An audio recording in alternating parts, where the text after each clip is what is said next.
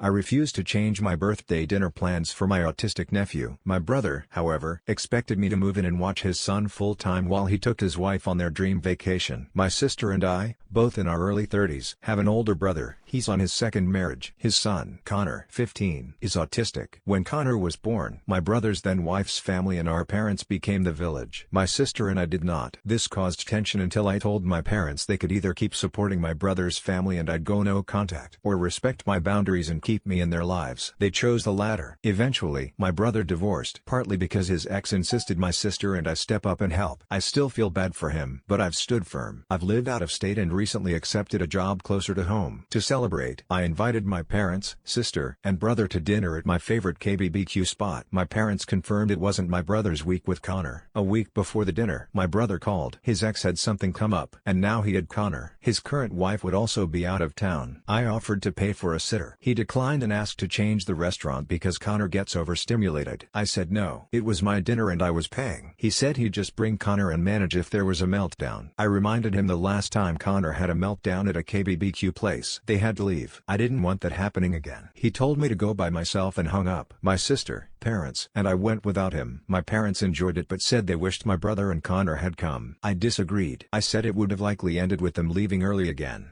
They agreed but said I should have just let him come. I said, that's exactly why I didn't. Edit. I've babysat Connor before, and still do occasionally for a few hours. I don't do overnight or full daycare. It's not his fault. He's not a bad kid, but I had to set boundaries. My parents and brother, especially his ex-wife, would take a mile if given an inch. They expected my sister and me to stay local after high school to help raise him. I wasn't going to live my life like that. I saw both of them before leaving town, but didn't apologize for wanting my one night done my way. When my brother picks the place, we always go where Connor's comfortable, and that's fine. But this was my celebration. His wife called, upset. It's a bucket list trip. I sympathized, but said if she feels that. Update 1. Thanks for all the feedback. I called my brother to smooth things over. I apologized if I seemed exclusionary, but said I had a right to celebrate how I wanted. He apologized too and admitted Connor wouldn't have had a good time, and it would have been a waste of money. $80 a head. $40 for Connor, even if he didn't eat. I proposed that next year, we do lunch as a family somewhere Connor likes, and then I go to dinner at my pick, with babysitting arranged. He asked if Connor could come to dinner too. I said no, explaining those environments aren't suitable for him. He wasn't thrilled, but agreed. He's even looking into sunglasses for Connor to help with overstimulation. Then came the question I expected. Now that I'm back, would I be more involved? I said yes, but not how he might want. I'll visit, bring food, hang out, and babysit once or twice a month, but I won't be their on-call sitter. They've dropped Connor off at my parents' for a weekend with little notice, and I told him that won't happen with me, especially since I'm adopting a cat and Connor is allergic. He didn't press further and said he was just glad I'd be around more. Update to May 25, 2025.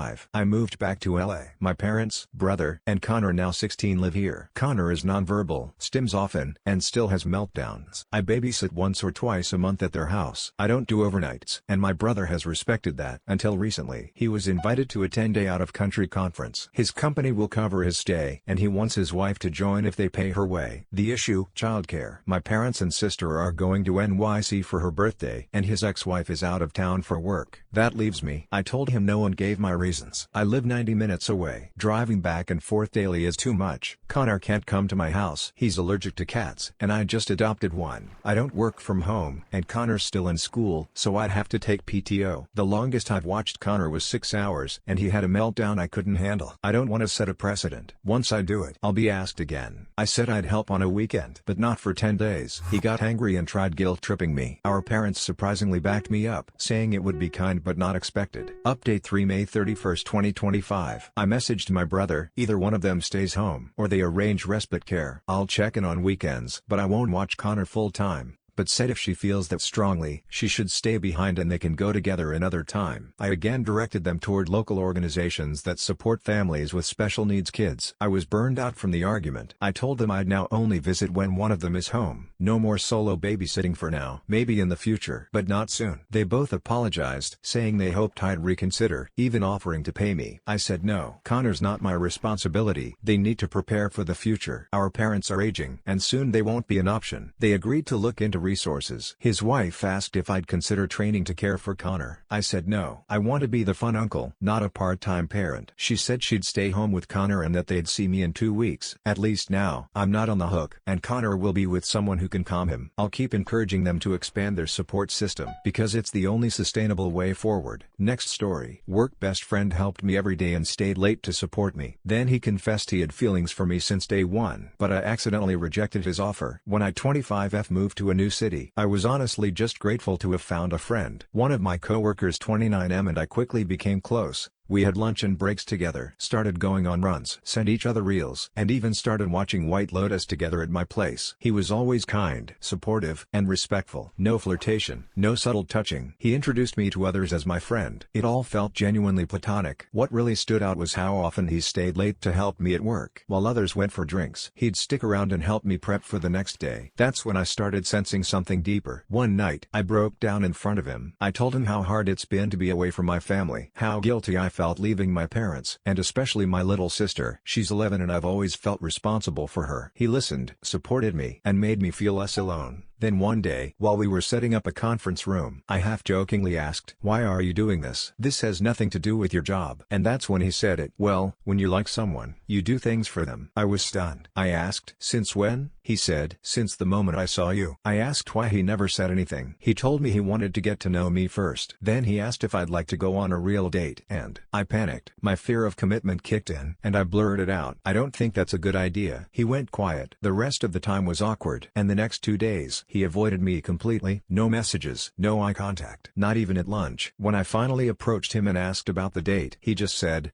"Don't worry about it," and walked away. I was crushed. Once I'd had time to process it, I realized I really did want that date. The truth is, I've always admired him. He's calm, soft-spoken, steady, all the things I crave after growing up with a fiery, short-fused dad. I think I didn't let myself go there emotionally because I never imagined someone like him would want me. But I knew I had to do something. Update: May 26, 2025. Thanks to everyone who offered advice. It helped more than I can say. The most common advice was to be honest and ask him out. So, I did. I showed up at his apartment with his favorite Wingstop and knocked. His face when he opened the door, priceless. He let me in, a little hesitant, and we sat down. I told him everything, how scared I was, how I didn't mean to reject him, just reacted out of fear. Fear of losing my only friend in a new city. Fear of anchoring myself emotionally when I was still grieving my family being so far away. Fear that the idea of being with me was better than the reality. I told him I've thought about all the reasons we work so well together, that I see now how good we could be, and how grateful I am for everything he's done. He listened quietly, then said, "I'm sorry too. I didn't mean to ice you out. I was just hurt. I needed some space. But I would have come around. I'd still rather be your friend than not have you in my life." And that hit me. All the people who said, if he was only in it for attention or attraction, he'd cut you off, they were wrong. He is a true friend. And so much more. We talked more, deeply, about what we both want out of life, and surprisingly, we're aligned. I'm still nervous. I'd be lying if I said otherwise, but I know I'd regret it forever if I didn't try. We're officially giving it a go. I'm planning a date soon that includes all his favorite things, because I still feel like I have a bit of making up to do. Oh, and yeah, we kissed, and it was really good. Smiley face emoji.